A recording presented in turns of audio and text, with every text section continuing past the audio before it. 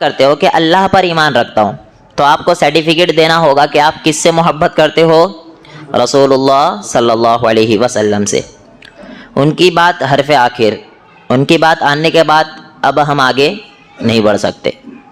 انہوں نے عبادت کے معاملے میں جتنا کیا ہے، دین کے معاملے میں جتنا کیا ہے اتنا ہی کرنا ہے، اس سے آگے ہم اور آپ بڑھ نہیں سکتے۔ کیونکہ اگر ہم رسول اللہ صلی اللہ علیہ وسلم نے جو اعمال کیے ہیں، دین سمجھتے ہوئے، دین سمجھاتے ہوئے جو اعمال نبی نے کیا ہے، جو عبادات نبی نے کی ہے، اس سے ایکسٹرا اگر ہم کریں گے تو گویا کہ ہمارا یہ ایمان ہے کہ نعوذ باللہ رسول اللہ صلی اللہ علیہ وسلم نے ہم تک دین مکمل پہنچایا نہیں ہے، نعوذ باللہ۔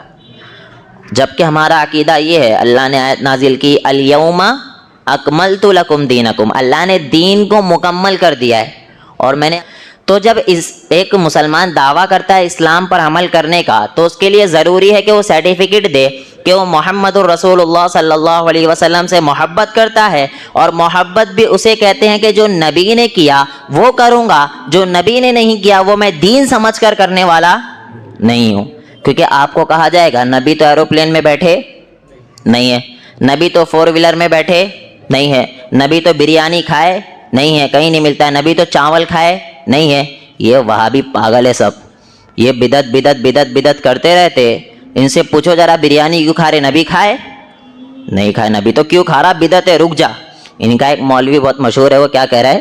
مطلب بیٹھ تو بلکہ گاڑی پہ بٹھا کے زبردست ہوٹل حیدرآباد کی ٹاپ موسٹ اس کو لے کے گیا، ہوٹل میں لے کے جا کے آرڈر دیا، اصلی گھی کی زبردست اسپیشل بریانی لے کے آ بولا۔ انہیں ذرا اپنا خاص اپنی تھا ویٹر، جا کے بولے مولانا آئے، بولتے کہ زبردست بنا کے بھیجا نے اندر سے لا کے رکھے۔ میں بولا ڈال اس کو، پہلے ڈالے، میرے کو بھی ڈالا، میں انہیں نوالا اٹھاتے کہ ہاتھ پکڑ لیا، کیا ہوا مولانا؟ پوچھا، میں بولا پہلے قرآن حدیث میں ہے کیا بتا؟ کیا کہہ رہے؟ قرآن حدیث سے ثابت کر اور کھا۔ تو یہ لوگوں کو بیوقوف بنایا جاتا ہے، بدعت کی ڈیفینیشن غلط بتائی جاتی ہے۔ کیوں؟ بدعت کی ڈیفینیشن میں نہیں کروں گا، حضرت عائشہ رضی اللہ عنہا، من احدث فی امرنا، محمد الرسول اللہ صلی اللہ علیہ وسلم کے حکم میں محمد الرسول اللہ صلی اللہ علیہ وسلم نے جو عمل بتایا ہے دین سمجھ کر، نبی نے تو جو عمل بتایا وہ دین ہے، ہاں، اس کے علاوہ جو آپ کرو گے دین سمجھتے ہوئے، یہ مردود ہے۔ ہم بریانی کھا رہے دین سمجھ کے، بریانی کھانے سے ثواب مل رہا؟ فور ویلر سے گھومنے میں ثواب مل رہا؟ نہیں۔ تو میرے بھائی جہاں پر دین کا معاملہ آئے گا وہ بدعت ہوگی، دین کا معاملہ نہیں ہے تو بدعت نہیں ہوگی۔ فاتحہ کھا رہا ہوں میں، فاتحہ کھانے پر تو ہم کس کا نام لے رہے؟ اللہ رب العالمین کا۔ سورہ فاتحہ پڑھ کے دم کر رہے۔ اب ایک دلیل میں بتاتا ہوں کہ جس کھانے پر اللہ رب العالمین کا نام لیا جائے وہ کس کے لیے حرام ہوتا ہے؟ شیطان کے لیے۔ تو یہ وہابی نہیں کھاتے، اب سمجھ لو اپنا کن لوگوں میں آپ شمار کر رہے ہو۔ دیکھیے یہ بیوقوف بنانے والا معاملہ ہے۔ پھر میں بولتا ہوں رکو ذرا، صبر، اب آگے بڑھو۔ آپ ایک بار اپنی مسجدوں سے، اپنے ممبروں سے یہ اعلان کر دو کہ رسول اللہ صلی اللہ علیہ وسلم نے فاتحہ نہیں دیا ہے۔ کیا جملہ ہے؟ آپ ایک مرتبہ اپنے ممبروں سے، اپنی مساجد سے، اپنی پبلک کو یہ بتاؤ کہ رسول اللہ صلی اللہ علیہ وسلم نے کھانوں پر فاتحہ بیٹھ کر نہیں دیا ہے، اور ہم جو دے رہے ہیں یہ صرف برکت کے لیے دے رہے ہیں، یہ نبی کا عمل نہیں ہے، اور اس کے پیچھے کوئی ثواب کی نیت بھی ہماری نہیں ہے۔ ان کی پبلک فاتحہ دینا بند کر دے گی۔ پاگل ہوں کیا؟ زبردستی نہ تو نبی کا عمل ہے، نہ تو رسول اللہ صلی اللہ علیہ وسلم نے یہ کیا ہے، نہ تو اس کے پیچھے ثواب مل رہا ہے، تو میں کیوں فاتحہ دوں؟ وہ تو بسم اللہ پڑھ کر کھا لے گا۔ پتا چلا تو میں نے یہی کہا تھا، اور ان کے مولوی نے آج تک کبھی نہیں کہا ہے کہ یہ نبی سے ثابت نہیں ہے۔ تو پتا چلا اگر کسی کھانے پر اللہ کا نام لیا گیا ہم کھائیں گے، کیوں نہیں کھائیں گے؟ ہم تو ہے مسلمان۔ کیا ہے؟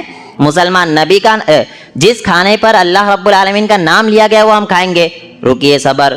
اگر کوئی مندروں میں جاتا ہے، مندروں میں جا کر پرساد وغیرہ لاتا ہے، اس پر اعوذ باللہ بسم اللہ پڑھ کر پھونکتا ہے، کھاؤ گے؟ بسم اللہ پڑھ کر کھا لو گے؟ بسم اللہ پڑھ کے نہیں کھاؤں گا۔ کیوں نہیں کھا رہے؟ وہ غیر اللہ کا اس کا ہے۔ تو وہی میں کہتا ہوں، ہر کھانا بسم اللہ پڑھنے سے حلال نہیں ہوتا ہے۔ اگر غیر اللہ کے نام پر ذبح کیا گیا ہے، بسم اللہ پڑھ کے کھا لو، حلال ہوگا؟ نہیں ہوگا۔ آپ کو پتا ہے کہ وہ غیر اللہ کے نام کا ہے تو آپ کھا نہیں سکتے ہو. اسی طریقے سے جب تک کہ آپ کو یہ علم ہے کہ یہ کام نبی نے نہیں کیا ہے تو ہم وہ کام کرنے والے نہیں ہیں. آپ ایک بار اعلان کر دو نبی نے نہیں کیا میں خود فاتحہ دینے لگوں گا. اعلان تو کرو کہ نبی نے نہیں کیا ہے, یہ اعلان کرنا ہوگا, لیکن یہ اعلان نہیں کر سکتے کیونکہ حرمت عليكم الميتة والدم ولحم الخنزير وما أهل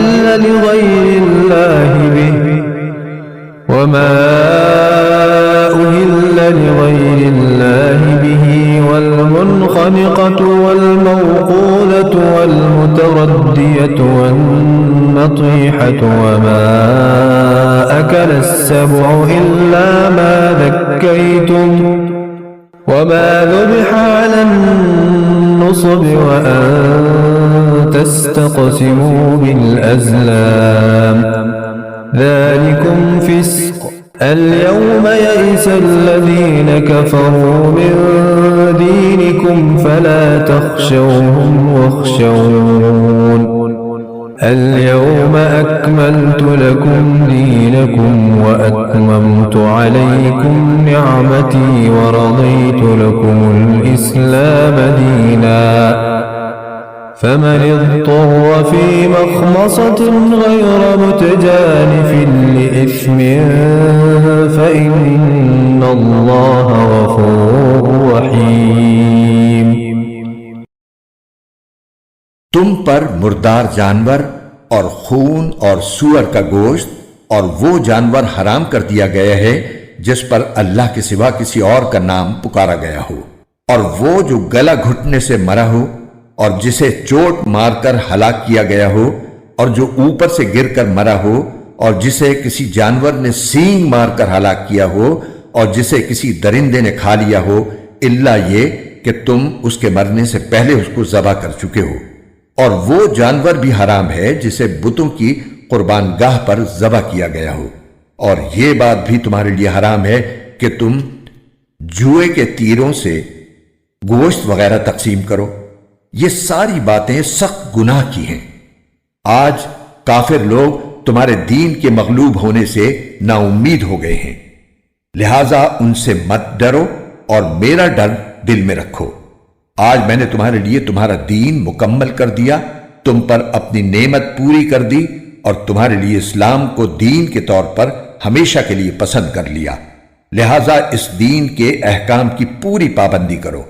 ہاں, جو شخص شدید بھوک کے عالم میں بالکل مجبور ہو جائے اور اس مجبوری میں ان حرام چیزوں میں سے کچھ کھا لے, بشرطے کہ گناہ کی رغبت کی بنا پر ایسا نہ کیا ہو, تو بے شک اللہ بہت معاف کرنے والا بڑا مہربان ہے.